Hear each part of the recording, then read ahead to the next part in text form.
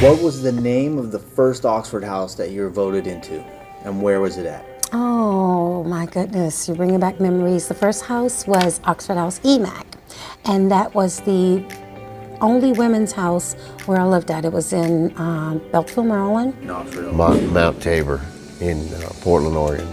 South Point, South Point, where was that at? Omaha, Nebraska. Omaha, Nebraska. Right. Did you get a unanimous vote, or was it like 81%? No, it was unanimous. They were like, it was pretty simple. I was really scared. They were like, hey, you got a job? Yep. You got a car? Yep. Well, we got a room for you and your kids. So, I mean, it was pretty simple, real simple. Yeah. There was only 4 girls in the house, so. Oxford House Carver, located in Richmond, Virginia, and I was accepted September 11, 2018. Wow. It's a pretty deep story about that. So it was the only women's house. We didn't have a chapter at that time. And moving in there and just seeing how Oxford House was doing so many positive things all over the world, I wanted it to happen in our area. So I was able to, the ladies at that house, we were able to form a chapter, start a chapter. We also, I started work for Oxford House, and we didn't have any Mommy and Me women and children's houses then. So we started a women and children's house. And from there, the women's houses just kept going. I mean, we were a powerful group of women from that first house, Oxford House EMAC. Wow.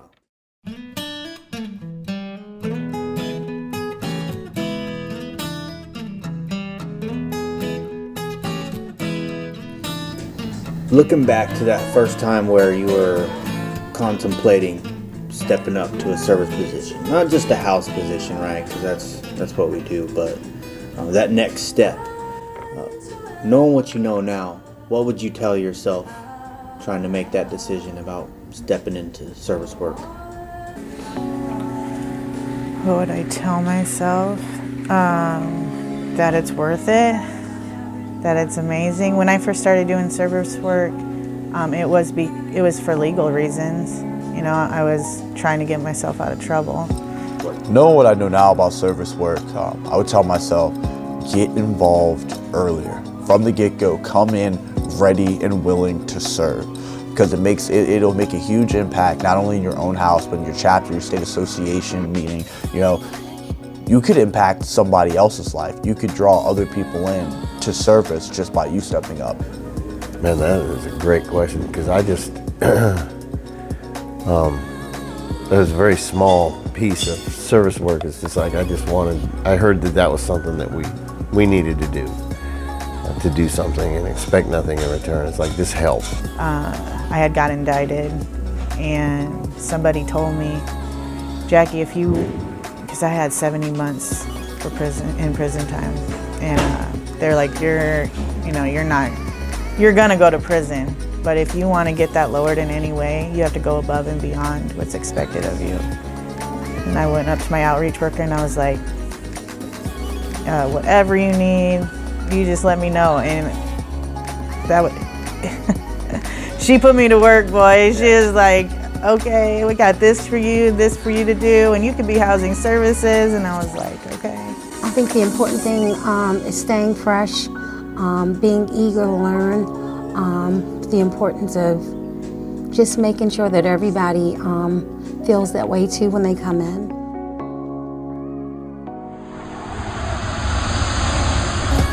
A lot of newcomers kind of get stuck in that newcomer fog, you know, of like, where is my place? You know, what am I supposed to do? What can I do?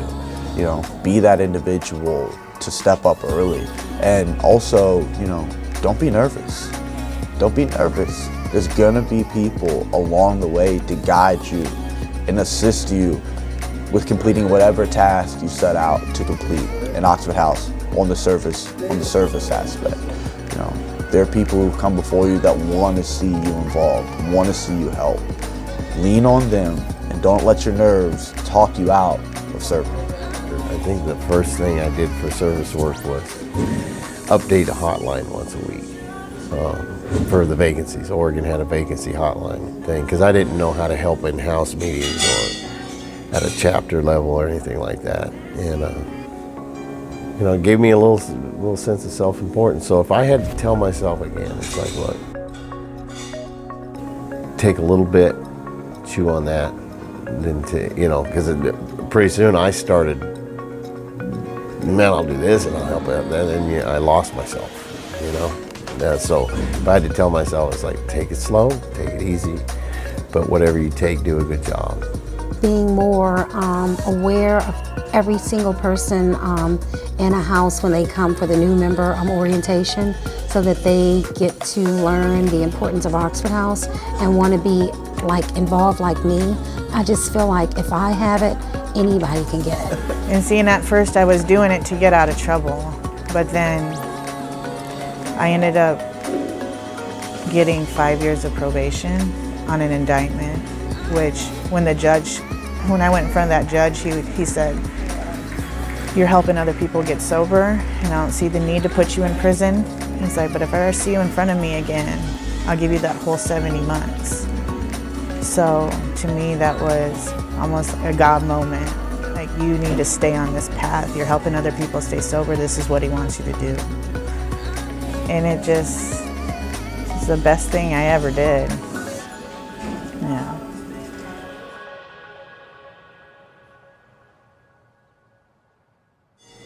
How did it make you feel the moment that you realized that Oxford House was going to be the catalyst that changed your life forever?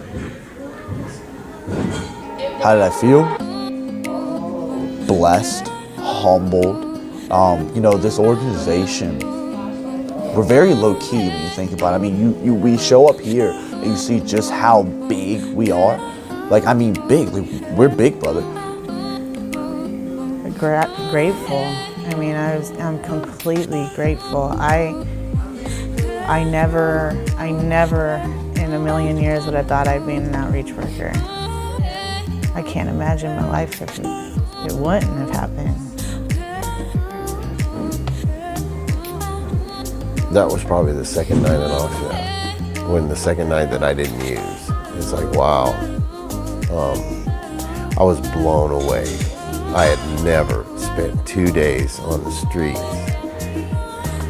sober in my life, in my life. The only time I did was when I was just too tired to get out of bed to get some more dope. So the second day, when I made it to work on time, when I came home at 8, when I still had clean clothes, when I still hadn't committed any crime, I was like, this is amazing. This is where I need to dig into this. And so I was really, from my soul, it was a little like, wow. I was so excited about being alive. I mean, I can't really put it into words. I guess that feeling was really at my first Oxford House convention, when I saw that it was bigger than me. I'm just a small part in such a big and diverse and complex machine, and I felt so humbled to be a part of it, to say that I'm a part of this, to be in a functioning part. Everybody plays their part, but to be, on a staff level, on a state association level, on a chapter level, to be involved in that is so humbling, because you just realize that you're such a small part, but even without you, without anybody in their roles, it could compromise the integrity of the entire organization. So you just feel humbled. Realistically, to be a part of such a diverse group of individuals doing such a great thing. And then I went to the World Convention, and that lit a fire under me. I got back into an Oxford House, lit a fire in me, and I was just full speed ahead. It was just amazing, that feeling of, wow, this is so much bigger than me, and just meeting people from all over the world, and them doing the same things we were doing in our state of Maryland and, the District of Columbia. So it was just mind-blowing. And I just wanted to be a part of that. I wanted to grow with that. I felt so blessed to be connected with it. And blessed, I would say that as well. Blessed, because there are plenty of other things I could be doing right now. Yeah. Not even just employment-wise, just with my time. And I'm blessed that I can be a part of this as well, because there's so many individuals who don't have this opportunity. And, I want to bring this opportunity to them, so to be a part of it, it's just humbling and blessed. Yes, sir.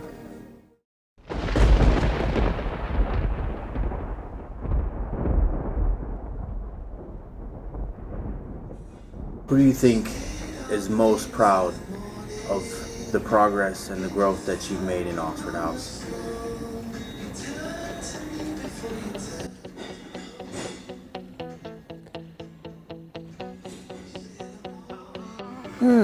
Well, I'm going to say me because I have to, put myself in it.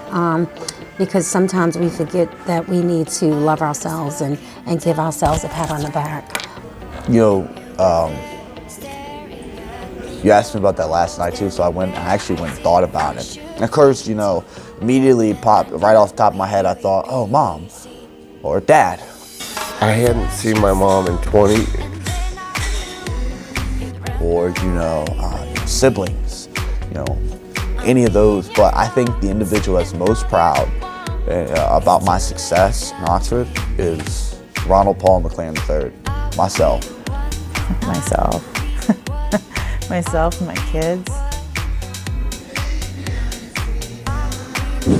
And I was able to see her a week before she died. She was on a deathbed here in Nashville. And I told her my story, what it was like. I told her I was just honest with her. And she started crying. I've really struggled with self-confidence and really, self-doubt and just thinking highly of myself. And I am very proud of my progress, even if I don't get that validation from others. I go to bed every night super proud of where I've come from. And I truly so thankful that I stepped up to do that, because in my mind it was like, I'm not going to move into a house with a bunch of women. And it was the best thing that I'd ever could have done for myself, and give myself up that. To have women in my life who pulled me up on my behavior and changed me and wanted to see success in me. And, of course, my mom, because she saw the change. And she got to see that before she passed away. I told her what happened, moved my junky ass into Oxford House. And I'm updating the hotline and I'm helping open houses, and she just got so happy. Yeah, my kids played a huge role in my recovery. I didn't realize how shitty of a parent I was until I got into that Oxford House and those other mothers pointed out all those things to me. And then they were there to help me build my relationship back up with them.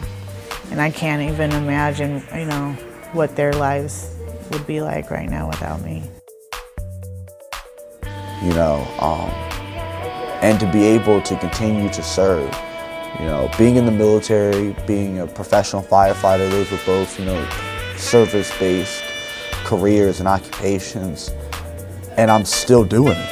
I'm still serving. I didn't compromise my values of, I said that I was going to continue to serve in whatever I did, continue to serve others, and I think Ronald Paul McLaren III is the most proudest of my success, because I wasn't proud of myself for such a long time, and now I can look at myself in the mirror and feel a sense of accomplishment and feel this sense of pride. They say nobody has your best interest like you do, and if you can't love yourself, if you can't be happy with yourself or about yourself, nobody else can. I'm happy with myself finally. So nobody knows how far I've come as much as I have. Nobody ever will.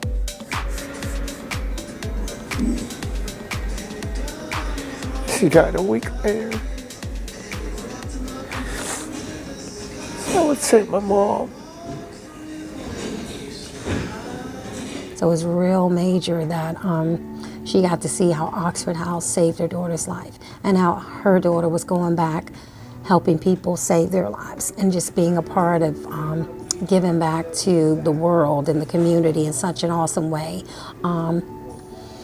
So I would truly say my mom. Yep. Yeah. Yeah. Love our moms. Yeah.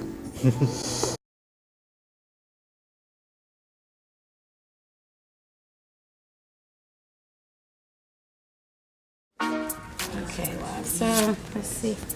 Hope the lipstick is on okay. You good? All right. And then just look at me. Okay. All cool. right. All right. Doing trip, and don't look at the camera. Just pay attention to me. Okay. Because that way, you know, it looks a little bit more. Yeah, as opposed to, Yeah. yeah. I didn't know what I was getting myself into. I thought it was gonna be easy. We're just gonna make it work, man. Okay. Yeah. Wow. Wait, hold on a second. This ain't gonna work.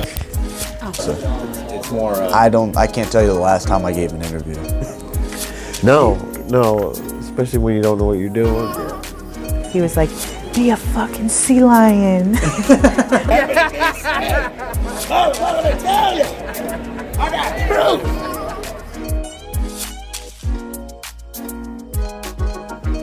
So, what's your favorite animal? My favorite animal? What's your favorite animal? My favorite animal, a wolf, I'd say. Wolf. Yeah. Man, it's got to be the wolf.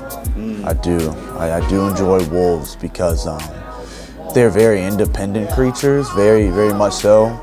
But that pack mentality, when you get enough of them together, I mean, there's nothing that they can't accomplish. And just, we look at the teamwork and then also, you know, them being an apex predator, I mean, they're dangerous, man, both ways.